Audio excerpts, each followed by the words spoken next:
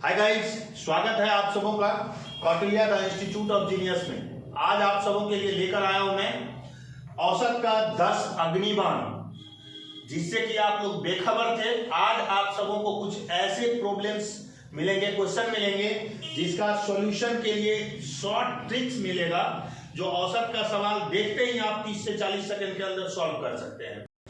अगर आप सब अब तक कौटिल्य का चैनल YouTube पर अगर सब्सक्राइब ना किए हैं तो सबसे पहले सब्सक्राइब के बटन को प्रेस करें। वहां पर एक बेल आइकॉन दिख रहा होगा, जिसको टच करें और ऑल पर क्लिक करें, ताकि हमारा कोई भी वीडियोज सबसे पहले आप तक पहुंचे। और वीडियोज को पूरी तरह से देखें, शुरू से लेकर अंत तक देखें।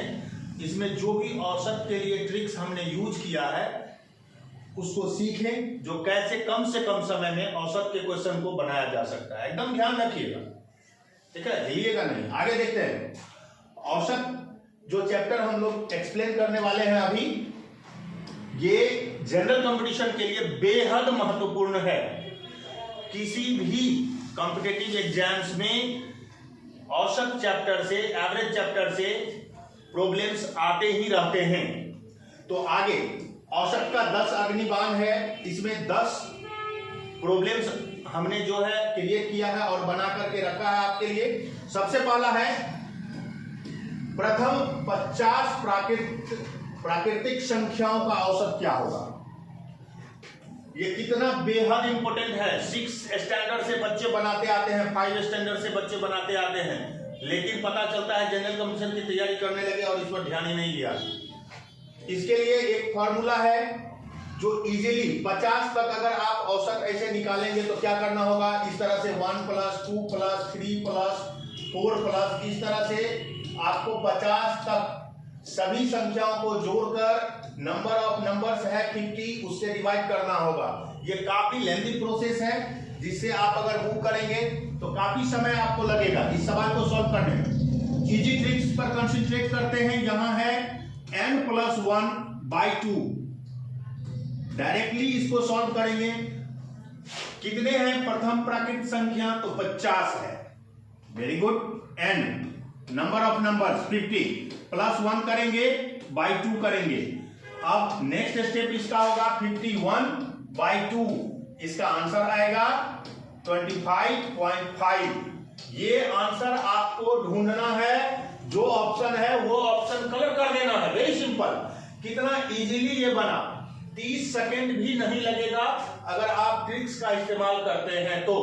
अगर प्रोसेस से जाते हैं तो थोड़ा ज्यादा टाइम टेकिंग इसमें हो। नेक्स्ट क्वेश्चन है हमारा क्वेश्चन नंबर 2, जो कि आप देखेंगे अभी। 100 से कम सभी विषम संख्याओं का औसत क्या होगा। 100 से कम सभी विषम संख्याओं का औसत निकालने के लिए विषम संख्या पहले दिमाग में लाना है, फटाफट लाना है दिमाग में, थोड़ा भी हिचकिचाना नहीं है। जैसे 1, 3, 5, 7 इस तरह से नंबर्स। लास्ट जो होगा 99, 100 से कम लास्ट नंबर 99, सबको जोड़ना होगा और नंबर्स का नंबर्स कितना है उससे डिवाइड करना होगा। तो अगर इस तरह का क्वेश्चन अगर प्रोसेस से हम जाते हैं तो इस तरह बनाना होगा। और अगर फॉर्मूला या ट्रिक्स का हम लोग अगर हेल्प लेते हैं तो इसको सॉल्व करने के लिए देखिए कैसे हम लोग सॉल्व करेंगे। बिल्कुल इजीली सीधा है, जो कि सम या विषम संख्या पर आपको फोकस करना है। सम या विषम संख्या लगातार, जैसे 100 पूछा गया, 100 तक, 50 तक, जितना तक पूछा गया उतना बटे कर दीजिए 2। अब जैसे यहां है 100 तक, 100 से कम, तो यहां 100 कर देंगे, 100 n/2 कर देना है फॉर्मूला का यूज। यहां पर 2 कर देना है, तो यहां हो जाएगा 50। इसको काटेंगे तो 50 बार में कटेगा तो 50 हो जाएगा इसका 50। ये ऑप्शन करेक्ट आंसर है। तो देख रहे हैं आप लोग जो कि कितना आसानी से जो है क्वेश्चन को सॉल्व किया जाता है। नेक्स्ट है क्वेश्चन नंबर 3।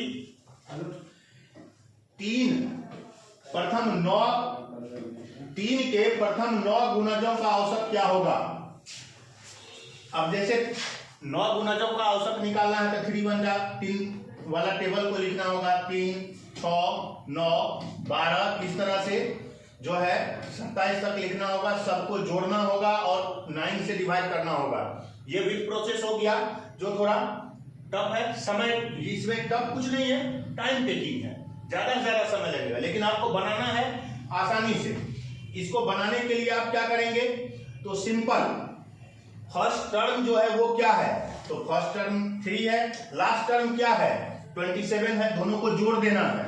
तो यहां क्या होगा, फॉर्मूला का यूज करना है n1 प्लस n का लास्ट टर्म जो है वो देना है, बाय 2 करना है।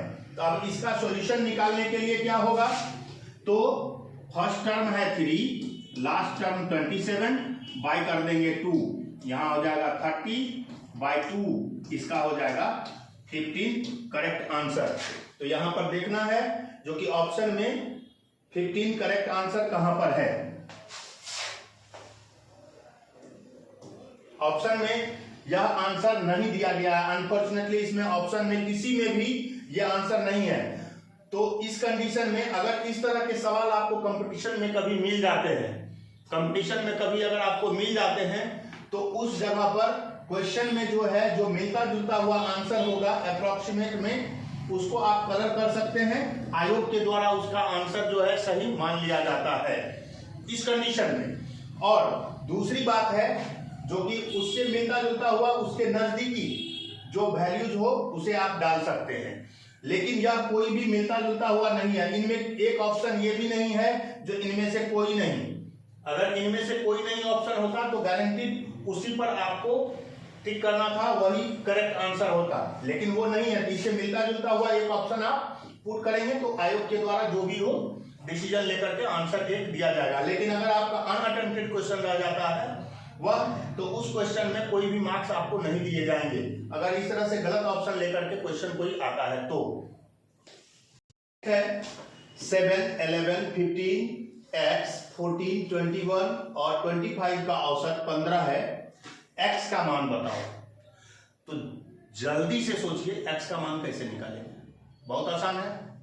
औसत क्या होता है, तो औसत के बराबर होता है सभी संख्याओं का योग बटे सभी संख्याओं की संख्या। हमने फॉर्मूला अप्लाई किया, सभी संख्याओं का योग बटे संख्याओं की संख्या। अब नेक्स्ट स्टेप इसका औसत 15 है तो औसत के जगह हमने 15 लिखा। नेक्स्ट सभी संख्याओं को जोड़ने पर 93 प्लस x आ जाता है, बटे में 7 है। अब ये 7 नेक्स्ट टाइम मल्टीप्लाई होगा 15 में, नेक्स्ट स्टेप में यहां कुछ नहीं है तो 1 है, 1 से इसको मल्टीप्लाई करेंगे तो सेम एज यूजुअल रहेगा, 93 plus x is equal to होगा 105, 105 होगा।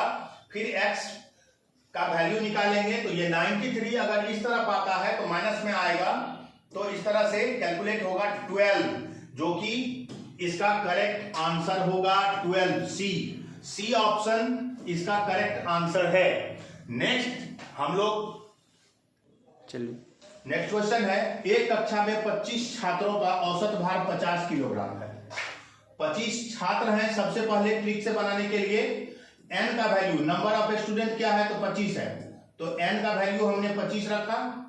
आगे है औसत भार उसका 50 किलो है, तो x होता है, एक फॉर्मूला होता है इसके लिए शॉर्टकट, जो कि इससे प्रीवियस वीडियोज में मैंने जो शॉर्ट ट्रिक्स और फॉर्मूलाज है मैंने शेयर किया था, उसमें x होता है जो एग्जिस्टिंग उसका वेट है, तो वो वेट हमने x का वैल्यू रखा। यदि उसमें कक्षा के अध्यापक का भी भार शामिल हो जाए तो औसत भार में 1 किलो का वृद्धि हो जाती है, 1 किलो की वृद्धि हो जाती है। इसका मतलब है जो कि y जो है वह 1 किलो वृद्धि के बाद क्या हो जाएगा, तो y का वैल्यू हो जाएगा 51 केजी। तो हमने n निकाल लिया, x निकाल लिया और y निकाल लिया। इस फॉर्मूला पर हमें पुट करना है अध्यापक का भार, कैसे निकालेंगे, तो n into y minus x plus y का फॉर्मूला अप्लाई करेंगे। n का वैल्यू हमने लिखा है 25 है, y का 51 केजी और x का 50 किलो है, फिर से y का यहां पर प्लस कर देंगे 51 किलो। अब आगे अगर देखते हैं कैलकुलेशन को बढ़ाते हैं आगे, तो यहां 25 होगा, 51 में से 50 गया तो 1 मल्टीप्लाई होगा ये दोनों एक साथ, और साथ में 51 केजी, और इस फॉर्म में आ जाएगा 25 और 51, दोनों को अगर प्लस करते हैं तो 76 kg इसका आंसर आता है। ट्रिक्स के माध्यम से आप जाते हैं तो शॉर्ट समय में आप सवाल को सॉल्व कर पाते हैं, कम से कम समय में। नेक्स्ट क्वेश्चन है, पहली 25 संख्याओं का औसत 10 है और अगली 25 संख्याओं का औसत 12 है। सभी 50 संख्याओं का औसत क्या होगा? अगर इस तरह का क्वेश्चन आपको जो है कभी भी मिलता हो तो आप इस तरह से सॉल्व कर सकते हैं। n1 n2 दोनों को मल्टीप्लाई करेंगे प्लस n2 x2 को मल्टीप्लाई करेंगे, बटे में दे देंगे n1 और n2। अब इसमें डिसाइड कैसे करेंगे जो n1 कौन है x1 कौन है? तो जो पहला नंबर आ रहा है उसका जो रिजल्ट आ रहा है ये हो गया n1 और ये हो गया x1। फिर दूसरा जो नंबर ऑफ नंबर्स जो है वो आएगा n1 n2 में और ये आएगा x2 में। फिर उसके बाद ओवरऑल 50 संख्याएं दी गई है। यहां पर जो संख्याओं का औसत क्या होगा, इसके लिए ये फॉर्मूला का अप्लाई करेंगे। यहां पर हो गया n1 में 25 प्लस 25 50 हो जाएगा। आगे फॉर्मूला को हमने 50 संख्याओं का औसत निकाला है तो 25 गुना 10 प्लस 25 गुना 12 बटे 25 प्लस 25 तो 50 हो गया नीचे। यहां पर आगे देखेंगे 25 दोनों में है, 25 को कॉमन कर लेंगे तो यहाँ 12 10 22 हो जाएगा 22 और यहाँ 25 से इसको टर्मिनेट कर दिए 2 बार में 22 बटे 2 हो गया।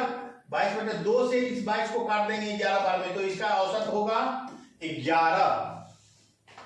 इसका करेक्ट आंसर है डी, ऑप्शन डी इसका करेक्ट आंसर है 11। नेक्स्ट क्वेश्चन है, 13 संख्याओं का औसत 50 है।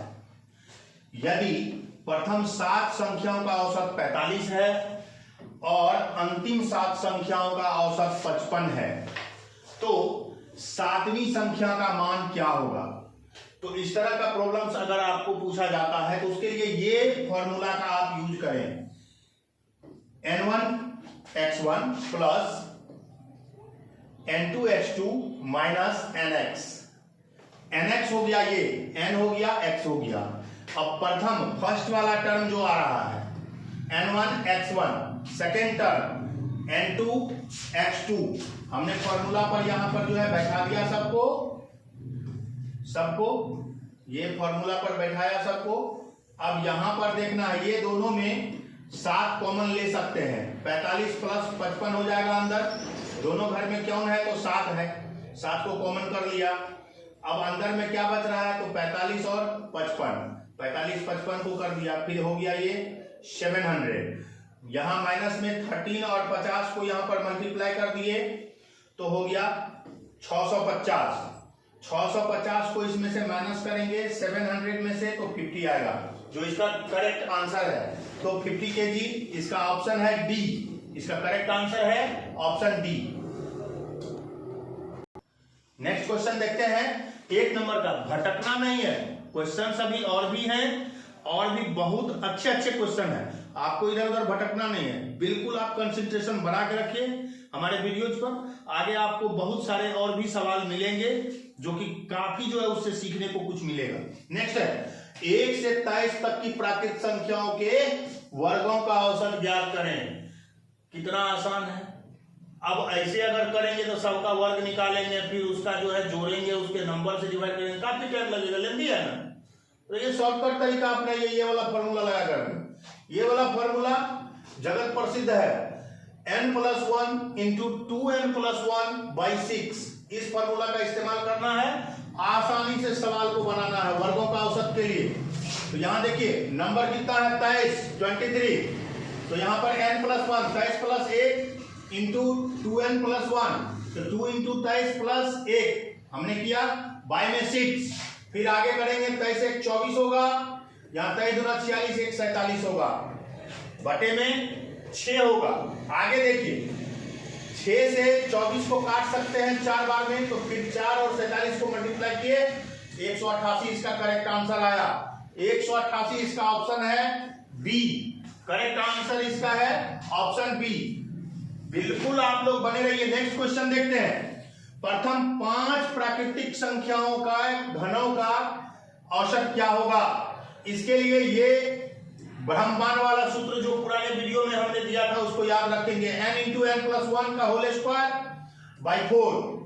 यह देखिए घनों का औसत निकालने के लिए n का वैल्यू 5 है, तो 5 यहां पर लिखा हमने इंटू 5 + 1, फॉर्मूला से 5 + 1 का होल स्क्वायर होगा बाई 4, तो यहां हो जाएगा 5 × 6² बाई 4। अब हो जाएगा आगे 5, यहां 36, 6 का स्क्वायर का वैल्यू आया बाई 4, तो 36 को 4 से टर्मिनेट कर सकते हैं 9 बार में, 9 5 जब 45 केजी, देखिए इसका आंसर आया 45 जो है 5 प्राकृतिक संख्याओं के घनों का औसत आया है 45। इसका ऑप्शन है सी, करेक्ट आंसर सी ऑप्शन है, बिल्कुल ध्यान में इसको रखेंगे। नेक्स्ट है हमारा क्वेश्चन, एक ग्रुप में 7 व्यक्तियों की औसत आयु 30 वर्ष है, उस ग्रुप के 5 व्यक्तियों की औसत आयु 31 वर्ष है, ग्रुप के अन्य 2 7 का दिया हुआ था फिर 5 का दिया है, उसमें से 2 व्यक्ति बच रहे हैं जिसके लिए पूछा जा रहा है 2 व्यक्तियों की औसत आयु क्या होगी। तो इसको सॉल्व करने के लिए 7 व्यक्तियों का कुल आयु क्या होगा, 7 × 30 210 वर्ष, फिर 5 का कुल आयु क्या होगा, 5 × 31 155 वर्ष जो दिया हुआ है ये। फिर नेक्स्ट 2 आदमी का कितना, तो इसमें से इसको घटा लेंगे, माइनस कर लेंगे, तो 55 वर्ष बचा। अगर यहां सवाल पूछता, सवाल में एक मिस्टेक है, जो यहां पूछता अगर कुल आयु क्या है तो ये 55 वर्ष आता, जो कि यहां ऑप्शन ए में आंसर है इंडिकेट किया हुआ। यहां पूछा जा रहा है औसत आयु क्या है, तो औसत इसका जो है 2 का औसत निकालना है, 2 का कुल आया है 55, तो 55 में 2 से डिवाइड करेंगे 27.5 वर्ष जो है इसका औसत आयु आएगा, जो कि ऑप्शन ई में हमने यहां पर नोट कर रखा है, जो कि 27.5 वर्ष जो है इसका औसत आयु होगा। ये ध्यान में रखना है, सवाल में क्या लिखा हुआ है इस चीज को देख करके आप लोग आंसर को आगे टिक करेंगे। नेक्स्ट क्वेश्चन हम लोग देखते हैं। फिर नेक्स्ट है, औसत में चाल से रिलेटेड भी प्रॉब्लम्स पूछे जाते हैं काफी कॉम्पिटिशन्स में, तो इस चीज को माइंड में रखना है। औसत चाल से रिलेटेड पूछा जाता है जब, तो औसत चाल के लिए एक फॉर्मूला ध्यान में रखना है 2ab/a+b। उसके लिए 2 हमने जो है यहां पर पॉइंट्स दे रखा है। यदि किसी निश्चित दूरी मान लिया जो कि d है, डिस्टेंस को a की चाल से तय किया जाए और फिर उसी दूरी को, सेम डिस्टेंस को b की चाल से तय किया जाता है, तो औसत चाल क्या होगा, तो उसके लिए फॉर्मूला लगा देना है, एकदम सॉल्व होगा। नेक्स्ट है, किसी निश्चित दूरी d डिस्टेंस के लिए है कि यात्रा में यदि एक व्यक्ति की चाल में परिवर्तन का अनुपात m/n हो, तो उसके समय में परिवर्तन का अनुपात n और m होगा। इस चीज को भूलना नहीं है बिल्कुल। इस फॉर्मूला पर हमने दोनों पर रिलेटेड 2 प्रॉब्लम्स यहां पर रखा है, जिसको कि देखना है, बहुत ज्यादा इंपॉर्टेंट है बेहद। यहां सुनील दिल्ली से पटना की यात्रा 40 किलोमीटर प्रति घंटा की चाल से तय करता है और वापस दिल्ली 50 किलोमीटर प्रति घंटा की चाल से आता है, तो यात्रा की औसत चाल क्या होगा। तो फॉर्मूला जो हमने यहां पर दिया था उसको दिमाग में रखना है। एक इसमें हो गया a और एक हो गया चाल b। तो अब यहां पर क्या करना है, तो 2 × 40 × 50/40 + 50 कर देना है। वेरी सिंपल है। यहां पर 2 × 40 × 50/90 हो गया। 1 0 1 0 को यहां टर्मिनेट कर दिया हमने। आगे यहां पर मल्टीप्लाई करते हैं,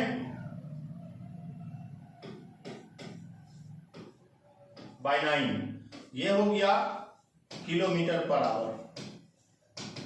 इस तरह से आप फॉर्मूला लगा करके बना सकते हैं। इसको मिक्स फ्रैक्शन में चेंज कर सकते हैं या डिसिमल में चेंज कर सकते हैं, आवर एंड मिनट में चेंज कर सकते हैं। नेक्स्ट है, एक आदमी अपने ऑफिस 40 किलोमीटर प्रति घंटा की चाल से जाता है। यह डिपेंड है इस पर, सेकेंड नंबर के पॉइंट पर। जो 40 किलोमीटर प्रति घंटा की चाल से जाता है, यदि वह 3 घंटे में ऑफिस पहुंचना चाहे, 3 घंटा, यहां पर एक और पॉइंट आया, 3 घंटा में ऑफिस पहुंचना चाहे तो उसे किस चाल से जाना होगा। इसके लिए ये फॉर्मूला आपको जो है यहां पर लेना है। एक है 2 घंटा, एक है यहां 3 घंटा में पहुंचना चाहे तो फिर किस चाल से जाना होगा, इसमें ऑल्टरनेट सेट करना है। अब यहां इस फॉर्मूला का यूज इस तरह करना है, 40/, इसका खुद का समय नहीं लेकर इसका समय लेंगे 3। फिर आगे पता नहीं है जो किस स्पीड से जाएगा, अब यहां 2 कर देंगे, क्रॉस मल्टीप्लाई सीधा सीधा करेंगे तो x इक्वल टू क्या होगा, 40 इंटू 2/3। यहां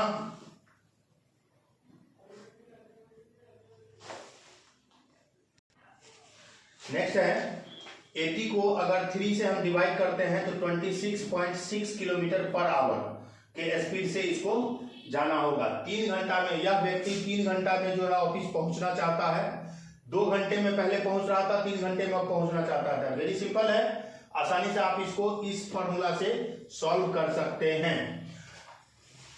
अब फॉर्मूला और ट्रिक दिया गया, कोई भी राइटर्स का, कोई भी पब्लिकेशंस का बुक आप लेकर के उस बुक का जो भी प्रॉब्लम्स दिया जाता है उस प्रॉब्लम को बनाने का प्रयास कीजिए, ज़्यादा से ज़्यादा कोशिश कीजिए जो अटेम्प्ट हो।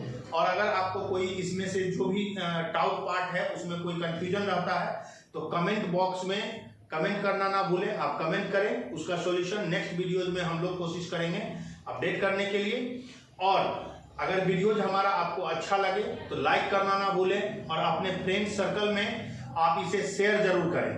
जय हिंद।